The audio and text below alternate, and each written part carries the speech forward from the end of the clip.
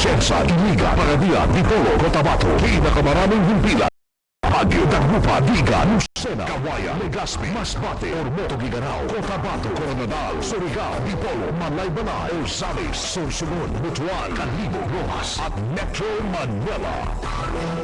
In history, it is written, number 1 is Tatak RMN. Ang musunod na programa ilang lumaki usa ka binayan. Ang mga pulong guna-huna na pagaliwatan sa nagumala diri, iyan lamang ug walay labot ang mga kawaning pagumala ng sibihan RMN Iligan.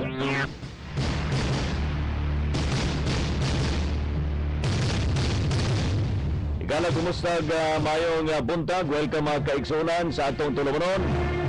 Ang atong sanggunian, ang kalambuan sa sanggunian. Inyong mga igalas kanginan si City Councilor Ariel Parinio Anghay o si Councilor Pastor Bayani Ariola. May buntag ka nato yan, may buntag sa atong mga soking tigpaminaw sa atong 44 ka mga barangay o ang atong ika-45 ka barangay. Unsa man yan? Ang Barangay City Hall. Barangay City Hall. Actually 44 ra ta ka barangay. Kanya amo lang ang gianggaan og Barangay City Hall. 44 ka barangay dinis Dakbayan sa Iligan. Sa atong mga suking kipaminaw na minaw karong nga buntaga sa atong maabtik usab binalangga nato nga Vice Mayor Vice Mayor Rudy Marso o gingon man sa mga atong maabtikon kaayo og kanunay galantaw ka ugmaon sa Dakbayan sa Iligan ang atong Congressman Vicente Bart Belmonte Jr. o gingon man sa mga atong mga kauban dinha sa konseyo. Kagahapon adlaw brad aduna tay gipahigayon nga session, ang atong regular session kada Martes sa hapon, alauna sa hapon magsugod ug hangtod na maabot sa mga alas 7, alas 8 sa gabi brad, pero gahapon murag sayo-sayo pa ang orasan naman. Paspas kayo madukduk sa martilyo. Nagkabel si Vice Mayor Rudy Marso. Anyway, daghang kita gisgutanan karong butaga yan. Gituyo man gud nga programa mga kaigsunan sa atong sibihanan RMN DXIC sa atong pinalangga nga Vice Mayor, Vice Mayor Marso, sa atong Congressman na Vicente Bart Belmonte yan aron sa paghatag og kalambuan unsa nay update kalambuan sa sangguniang paglungsod sa legislative body o gingon man usab katin-awan sa mga issues o mga concerns nga gapaabot dinha sa sangguniang paglungsod aron sa mga katawhan mahatagan sila katin-awan brad sa mga pangutana hilabi na sa sitwasyon karon sa atong Dakbayan sa Iligan. So mao na ang atong tumong ug tinguha nining atong programa karong butaga. Atong isgutan karong butaga yan. Mahimo natong bisita karong butaga, naka-standby na sa atong linya sa telepono. Si City Councilor Frederick Xiao, no? Freddy Xiao, ang atong chairman sa Committee on Trade, Commerce and Industry. At the same time siya usab ang chairman sa Committee on Disaster Risk Reduction Management, di ba? Napato sa committee ba, no? Ni Councilor Freddy Xiao. Pero karong butaga atong isgutan yan ang kalambuan sa negosyo sa Dakbayan sa Iligan. Okay. Yeah. Social services to diha. Yep, social services. Dayon unsa nay kalambuan, unsa nay lihok sa dagan sa negosyo sa Dakbayan sa Iligan. Kinagan man kayo mga nangutana, sir, kumusta naman ang atong negosyos Iligan? Sige ra maintaw mo glanis diha sa City Hall ang sangguniang panglungsod ang atong buhatan sa mayor. Pamiingon ta nga despite nining tanan, adunay matawag nato nga panagbangis una-una ra man yan. Yes. Prinsipyo, no? Pakigabangis sa mga prinsipyo. Mga prinsipyo karuganan, apan despite nini nagpadayon gyapon og serbisyo ang inyong mga sakop sa sangguniang paglungsod. So nasa tong linya karon yan si City Councilor Freddy Xiao. Fred, good morning. May buntag by Ariel, Pastor Bayani, may buntag sa inyong may buntag po sa atong mga suking tigpaminaw din sa atong Dakbayan sa Iligan. May buntag ka natin tanan. Yes, good morning.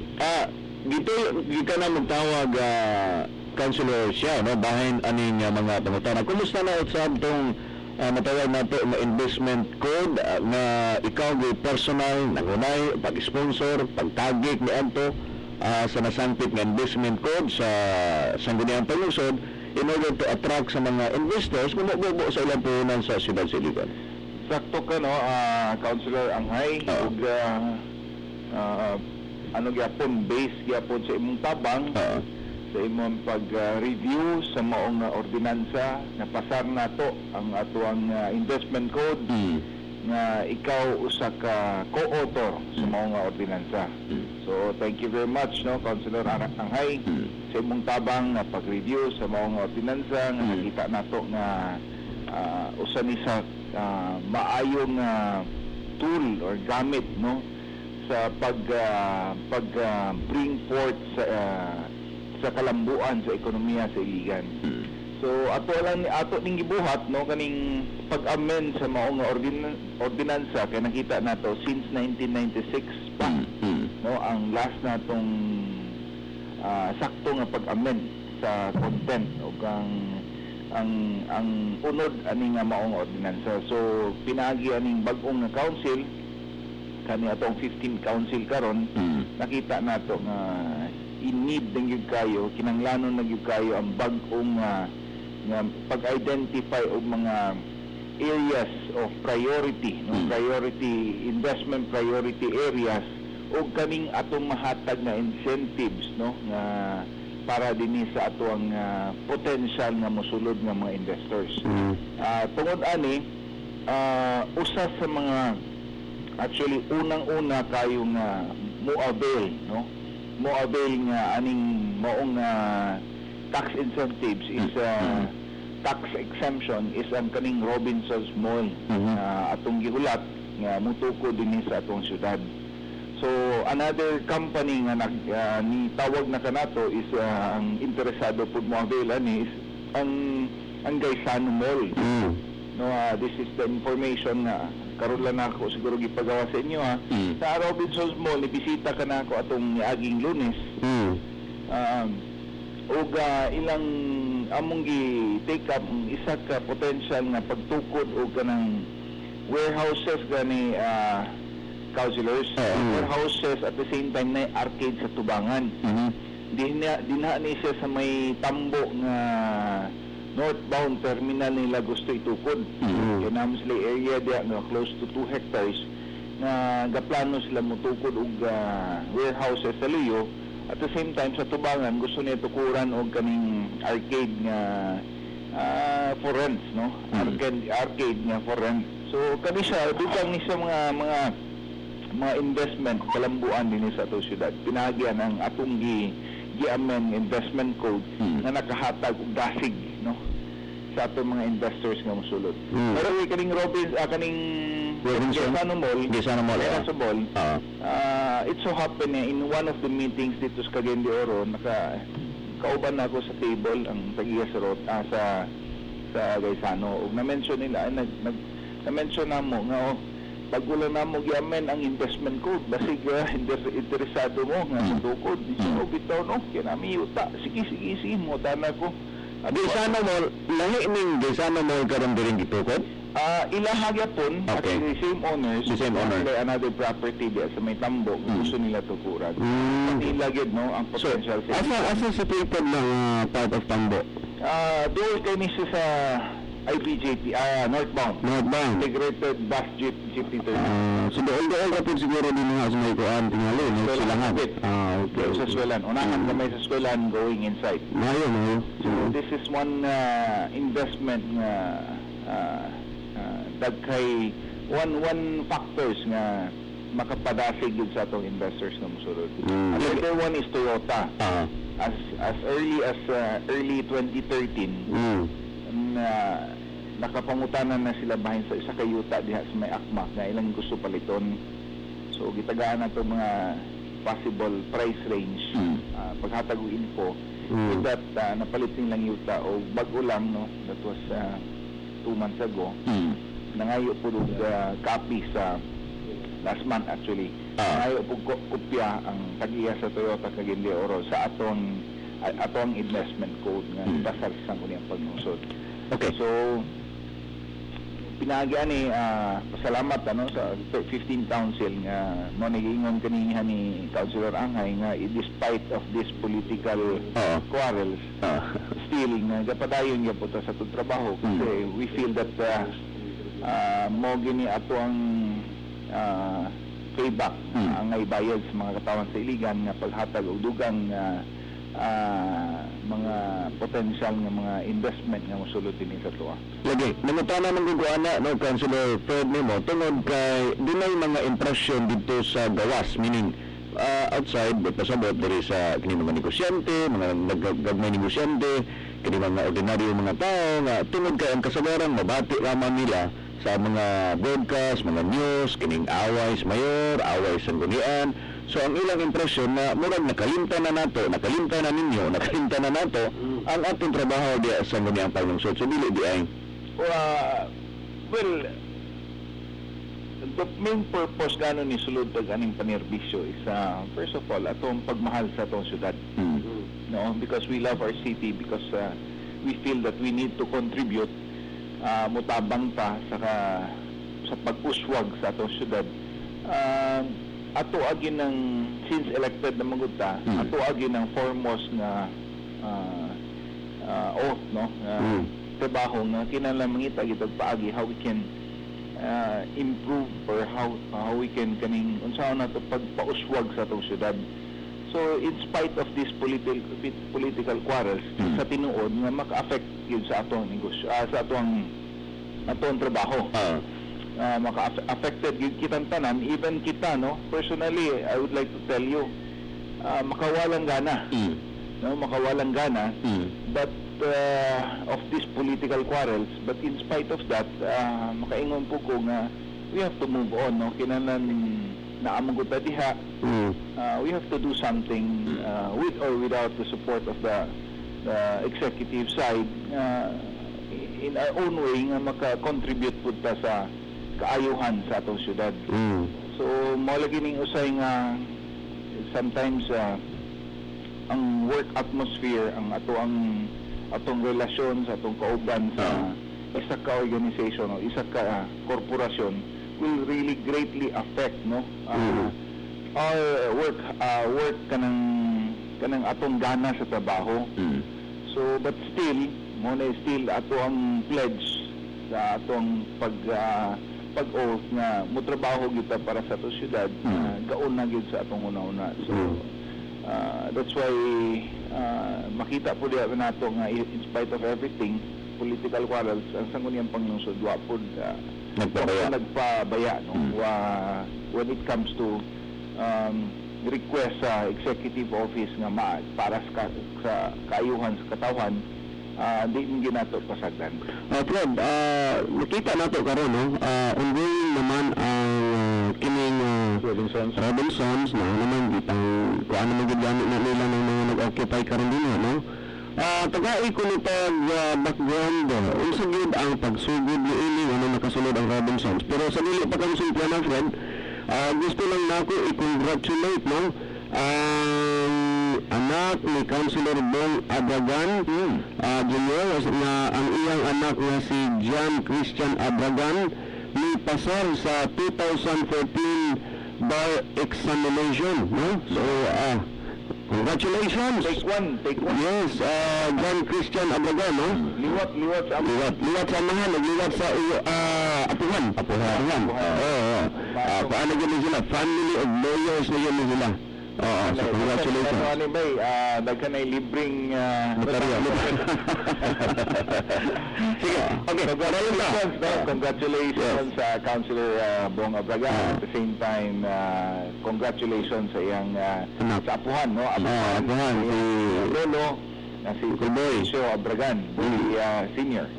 Congratulations, pamilya. Yes, Fred. Going back sa Robinson, taga-imi background, taga-imi o kana at least mahulag ay picture out sa atong mga katawan kung unsa ni kadako ang investment, unsa man ni kining kuan na bagay ni siya, gaysan Golden Rose Mall bagay ni siya, mall bagay ni siya. Ay apin siya sa iba na agad. Agi nila og murag kuan na supermarket. Okay. Ano ni siya? Wala tay in-depth information, no? Kanang sakto nga information, wala pa mga confirmation unsa ilang gitukod. But the point nga nipalit sila anang yuta at more than 500 million. 500 before? 500 million. 500 million. Almost half billion, no? Half billion pesos. Dako kaya. In fact, na nipalit ka ng yuta, do you think na imo lang nang ipatulong? Do you think na as a businessman, imo lang ng pasagdan nga dili nimo tukuran tanan. So imo ginang i-maximize for your investment. How you maximize investment for faster returns. So Kinsa may unagi buol ani Fred, how come na ang Robinsons nakaabot sa Iligan o gunya unsa may mga effort o gibuhat ani kay daw man ta dugay naman natulog ng maong yuta din nga gamit ang ra ko sa pista. Councilor Bayani Ariola. Ang Robinsons dugay na gyud negotiate na ng price. In fact, as early as 2 years ago, in one of the passing conversations with the owner, with Robinsons Land, naka-mention siya, nag-negotiate na daw sila. Nag-negotiate ba sila with price, but So usa ka giduulan ani, usa ka istoryahan. wala kita personally doole, but nahisgutan na mo through common friends, no? During one of our casual meetings, negotiate mi sa price. Since this is a private property, wala pa man tay hand, wala pa man tay kanang role sa maong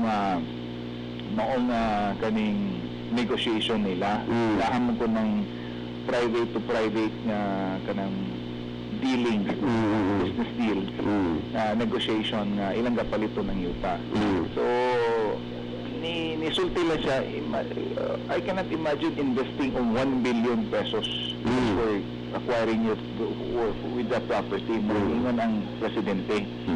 So kasabot ta nga medyo mahal kayo o negotiate daw sila. In fact yan, hindi ni Robinson sa kung itabangan, tuyok mo sa Iligan, asay mga laing yuta na posible nga ma-acquire nila.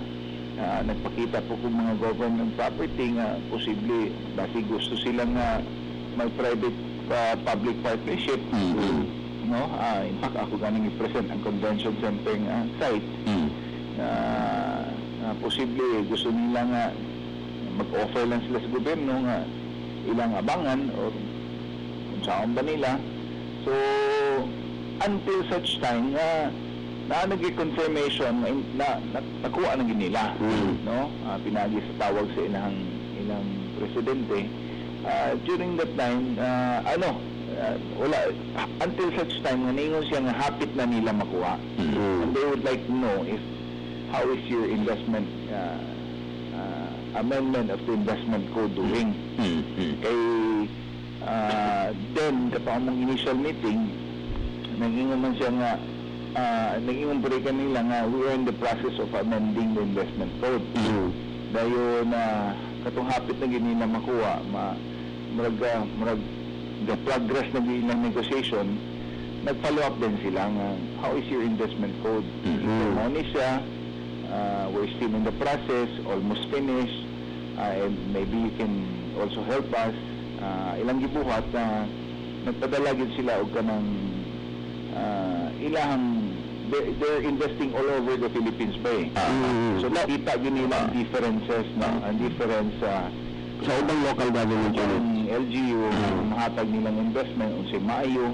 So with their experience and expertise, experience sa kaming dealings with government, nakatag po sila insight sa ito ang asang nga lugar unsa nga syudad ang maayong come on, no?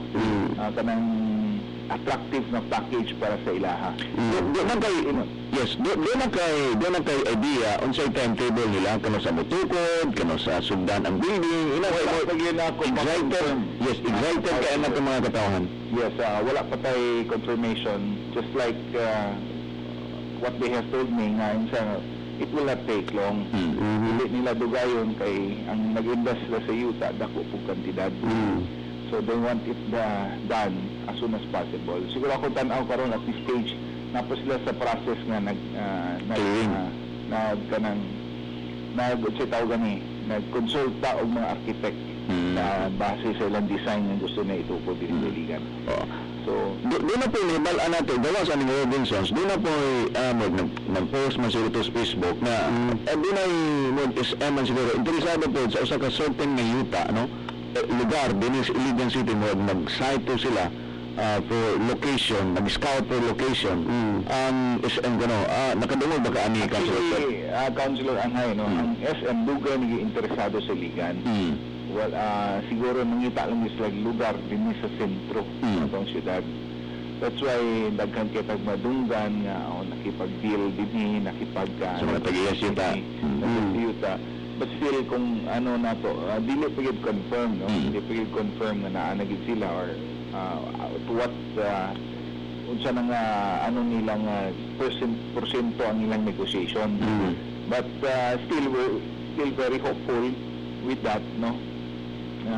Na with our new investment code makatabang o makadani sa ilang mutukod yung sila dali-dali sa ligan.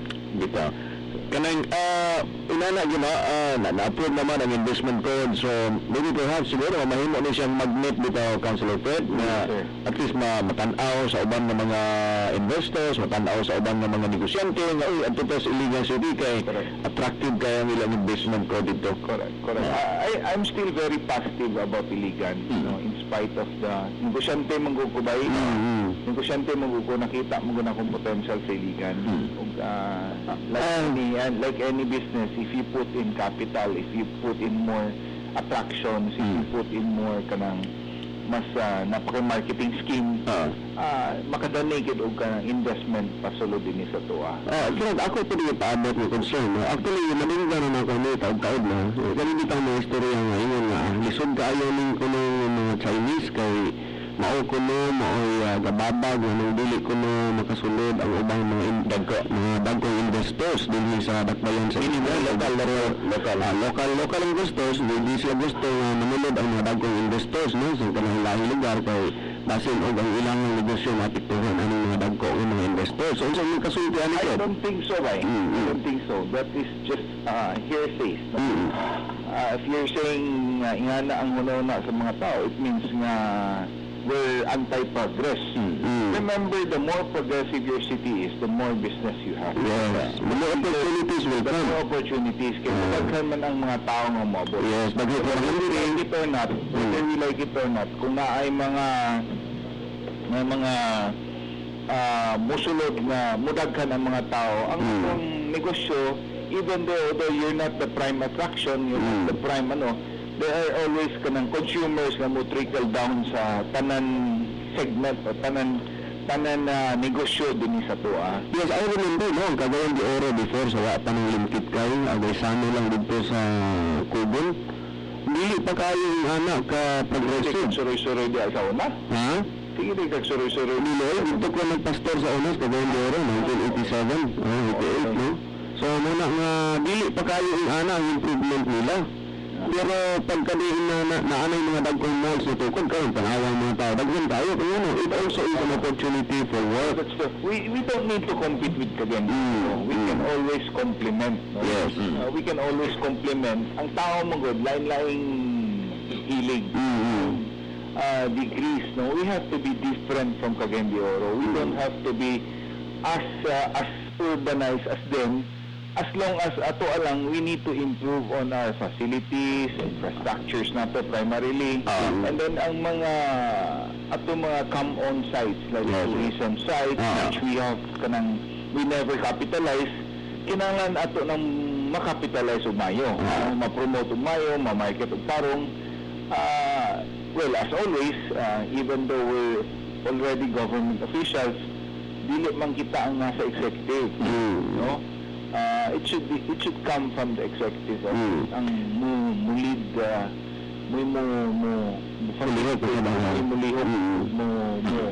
lead the way para kanato. Last na lang yun, Bob, no?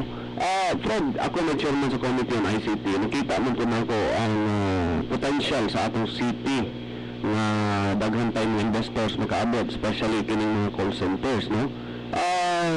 With your committee sa trade and industry, pwede pa tama ka pinabangay po niini, perhaps makaabto po tag ubang mga lugar na naapoy mga daghang mga call centers nag-invest like Cebu and other places para ma-invite nato sa Iligan.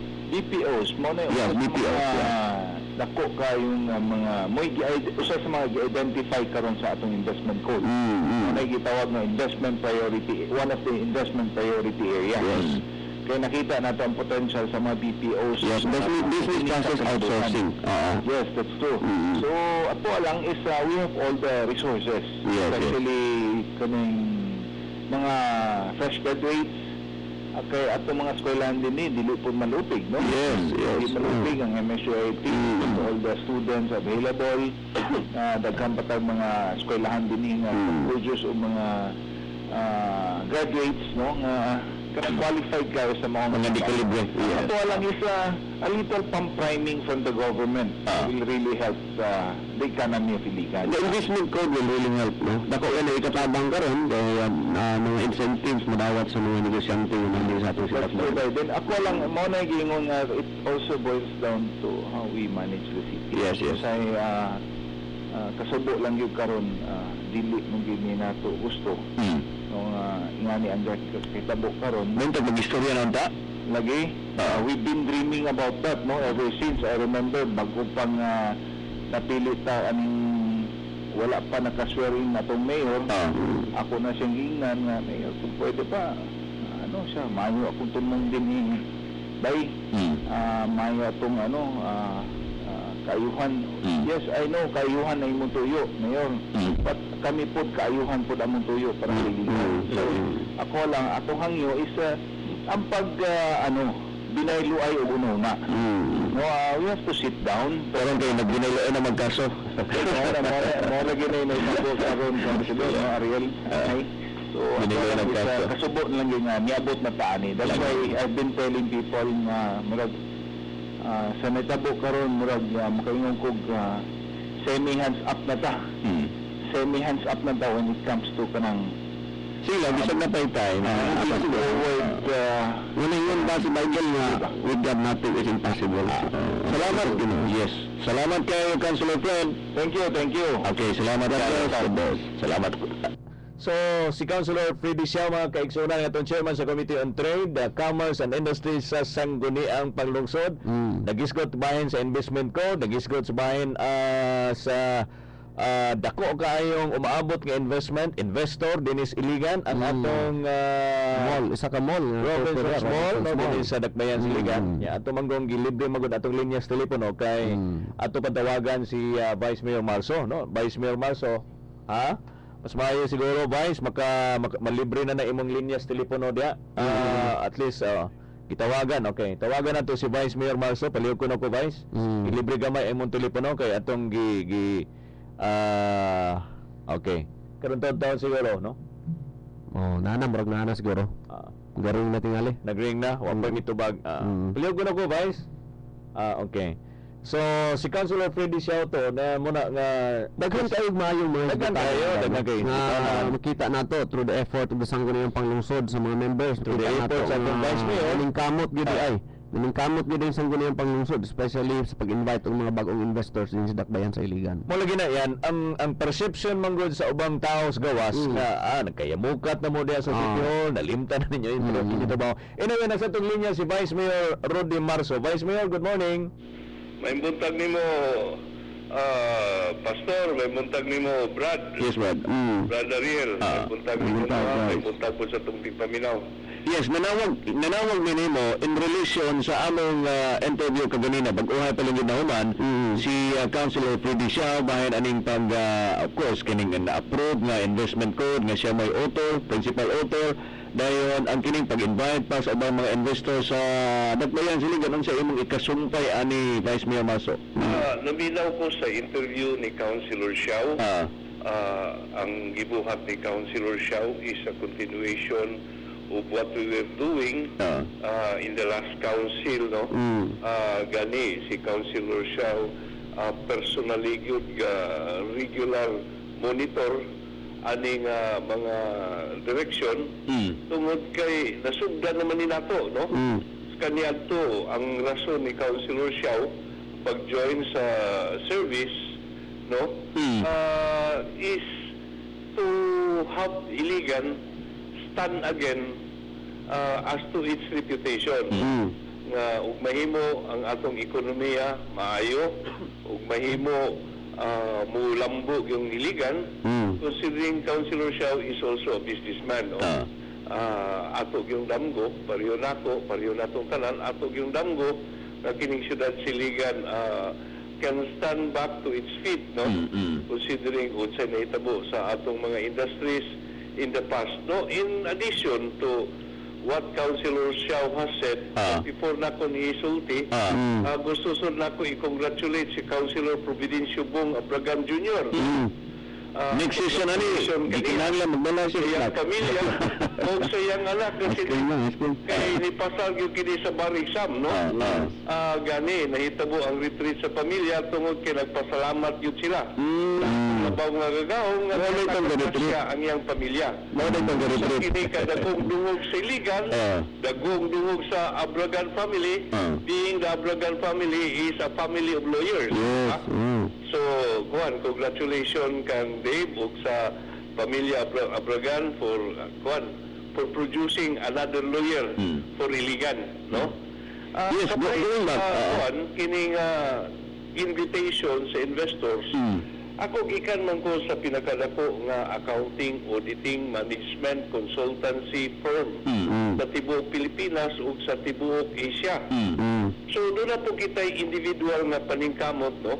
While si Freddy, no? Kung ingnan yun si Freddy, no? Nga padayon tag yun ni Fred, no? Ikaw, being a Chinese, you can easily communicate with the Chinese kining big businessman in the country, no? Daghang ka connection, padayon na to natanan, ug usay atong nasugdan kaniadto.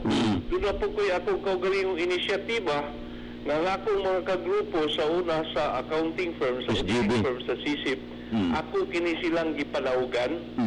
Gipanawgan because I know sa karong mga panahon na everybody is already occupying a big position in almost all big establishment operating in the country. On one of the major development karon, no? Walang yun ako ni, but I think this will be realized because the talk is being continued and kining mga inisyatiba kapadayon.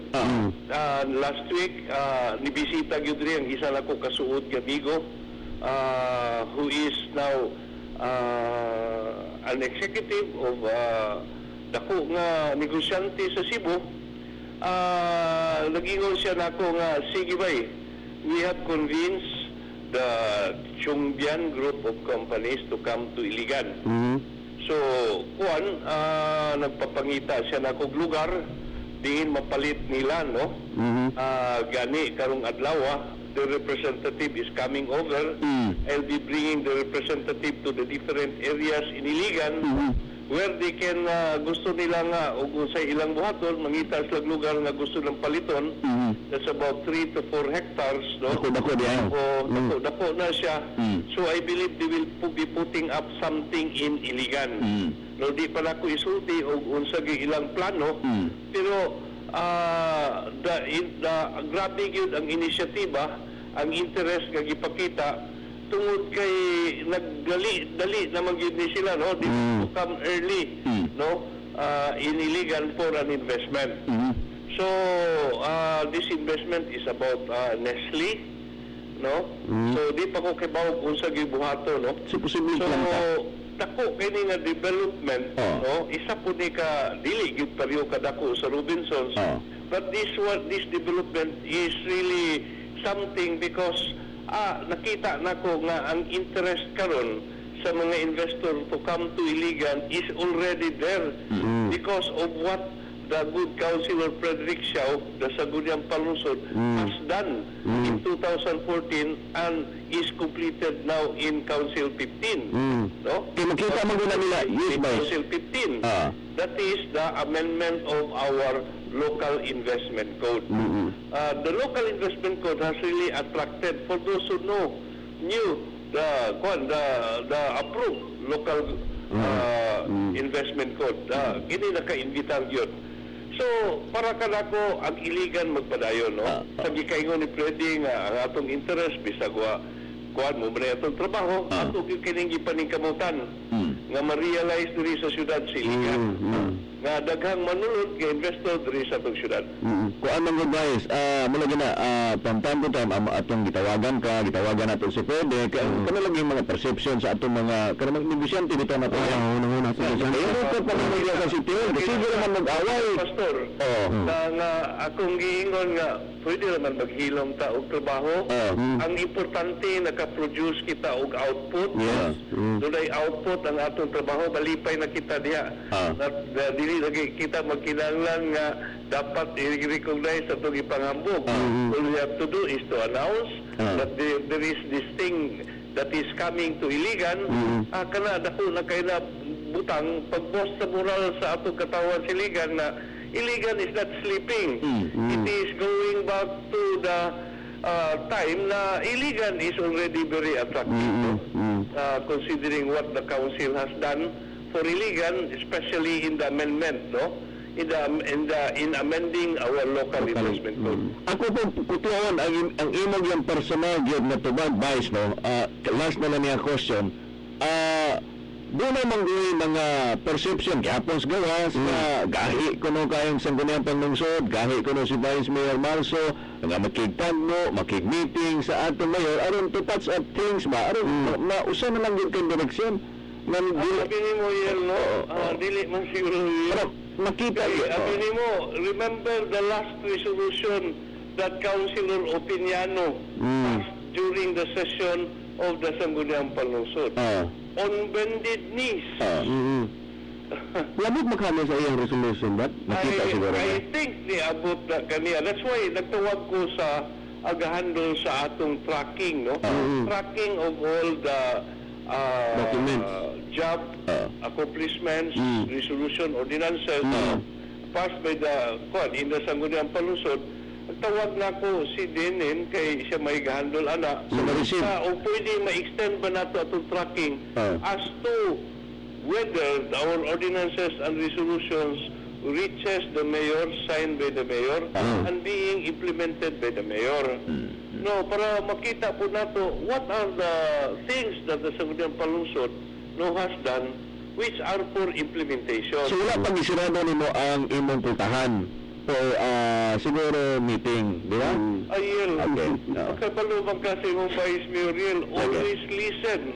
Maminaw ganita sa pinakagagmayng butang nga gusto nga ipatrabaho sa atong atong membro sa konseho. Di ba? So wala pa masigado. Ang ato kanang gi-consider. One text away lang, one text away. Something, whether it is dagko or ginagmay, ang gusto nato nga mahimo kini sa Iligan because anything, whether it is small or big, it can contribute to for the making Iligan something a different Iligan.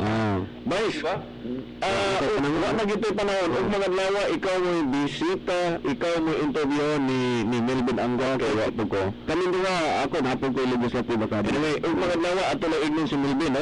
Huwag mga lawa, Vice, pagkilibis and we schedule 8:30 to 9 gihapon, Vice. Pero ikaw gihapon ang bisita o mga lawa sa interview sa atong tulumanan, Sangguniang Kalambuan, Sangguniang. Salamat kay Vice Mayor. Salamat kay Brad, salamat kay Pastor. Muna ko, congratulations to Councilor Bong Abragan and Dave Abragan. Dave Abragan. Salamat kayo. Salamat kayo, maing Iligan kinatungkaran. Wala tayo oras ganyan. Sige na. Sige na lang sa atong station manager, si Maris. Gwapa guys, Maris. Ako din kauban. Sa unang panahon, ganton karon. Siksi gapon, tamsi. Tambok pero siksi. Wala tayo oras. Hangan sa atong station manager, si Kuya Ramil Kapangpangan ni Morong, inyong higanas kamingan Ariel Parinyo Anghay. Og si Konsehal Pastor Bayani Ariola. Salamat, may buntag karatataran. God bless Iligan. Inadumati ang usa ka binayran nga programa.